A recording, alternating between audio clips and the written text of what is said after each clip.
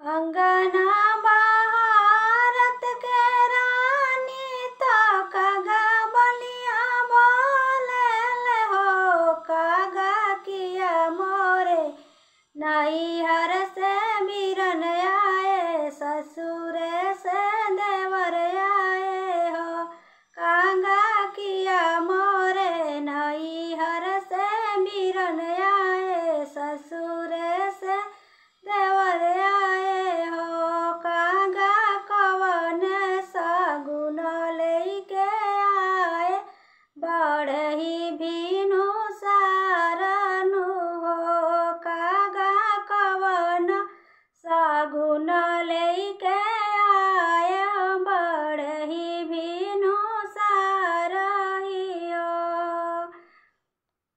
नहीं रानी नैहर से बिरन आई है, ससुर से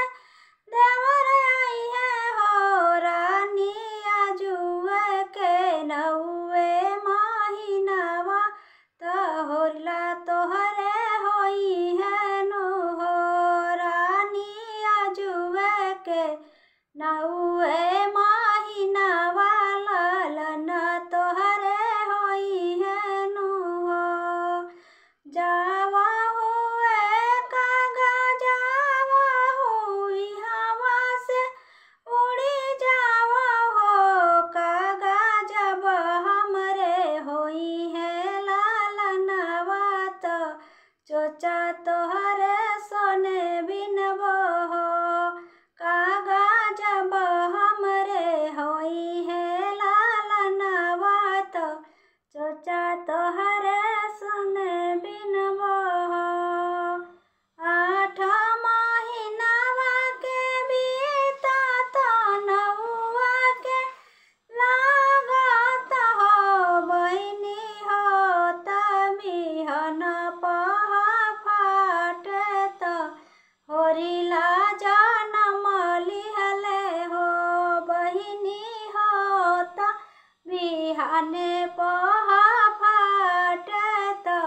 होरिला जनम लिहले हो। अरे अरे नगर के नौआ तो हाली से चली आई तो हो, नौआ हटिया में बसेले सोनारा तो उनके बोलाई लावा हो,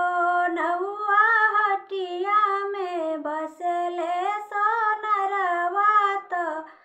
उनके बोलाई लावा हो। अरे अरे कागा तू आई तो आंगन हमारी आई तो हो, कागा तो के खियाबो दूध भातवा तो, कागा तो के खियाबो में दूध भात, सोने के कटोरवा में हो, कागा तो के खियाबो में दूध भात,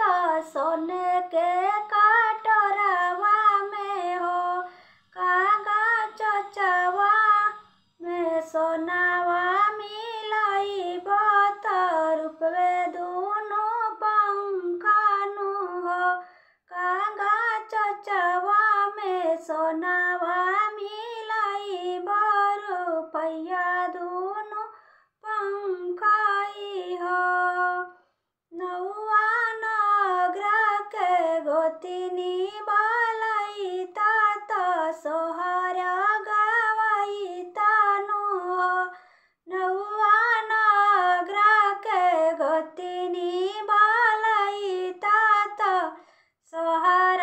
गवाई तानु हो। मचिया ही बैठी सासु तो बहुआ जे पवा लागे हो, सासु आजू हुए लालन के बारहिया तो लडुआ बाटावा हो, सासु आजू हुए लालन के बारहिया तो